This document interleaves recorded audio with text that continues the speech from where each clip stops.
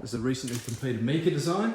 When we named this plan, we named it Mika because it reminded us of something small, but as you can see, it's actually not that small.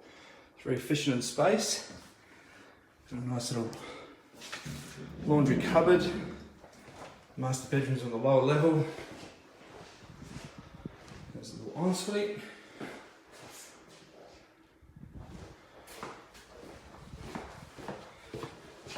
Big spacious open plan living. Kitchen down the end. We go upstairs to the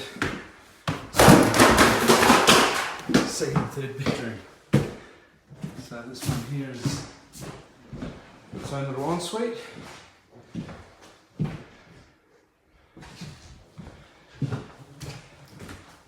And the room down here, quite a bit bigger than your standard bedroom.